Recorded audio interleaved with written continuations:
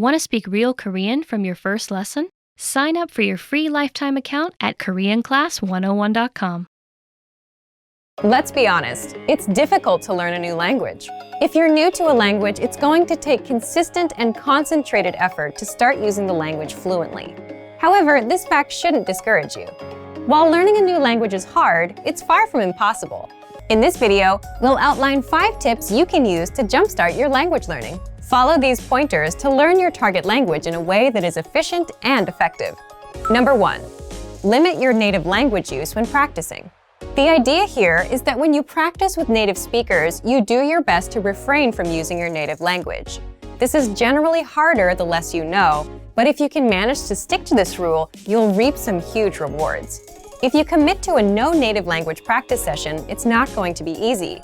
Most likely, there will be some frustrating, if not painstakingly difficult moments where you either have trouble understanding the person you're talking to, or you can't say what you want to say. It's precisely in these moments that your language learning muscles are built up to capacity. The process really isn't all that different from working out in the gym. Just replace the physical burn of lifting weights for the mental burn of thinking in a new language. In the end, if there's no pain, there's no gain. Obviously, this no native language rule doesn't have to be written in stone. There are times when it's more beneficial to break out of the target language box and have something explained to you in your native language. However, this should definitely be the exception rather than the standard. Number 2. Have set times to practice speaking throughout the week. Now that we've discussed a good way to practice speaking, let's delve a bit into when to speak.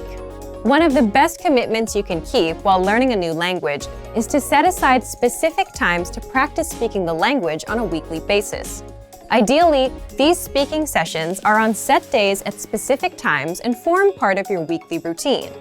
If you don't make it a point to set aside specific practice times, you run the risk of your language practice falling through the cracks of your busy schedule.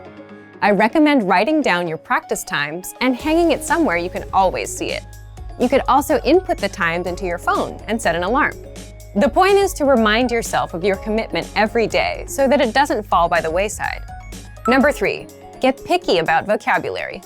Whether you practice with a podcast, a friend at a coffee shop, or a teacher, you're going to run into a flood of new and unfamiliar vocabulary.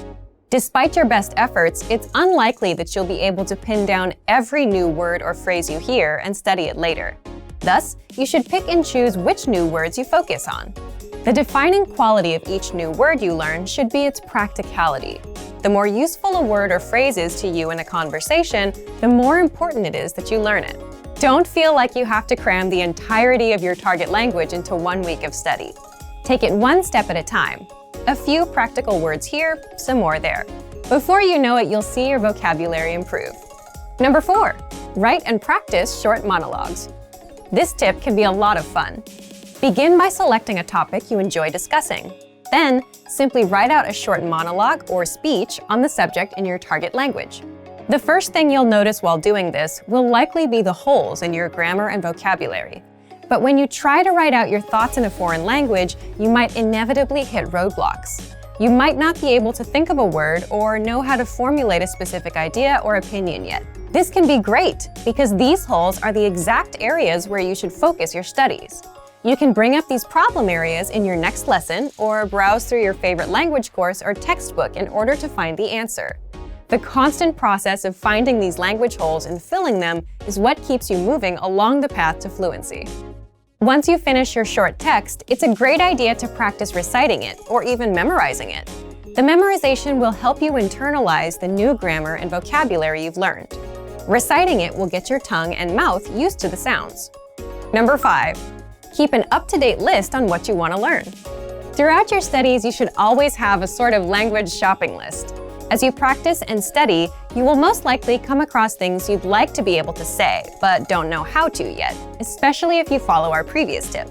Write this wish list down. It's one thing to learn the vocabulary you pick up via a course or podcast, both of which are great. It's a bit different when your vocabulary gets personal.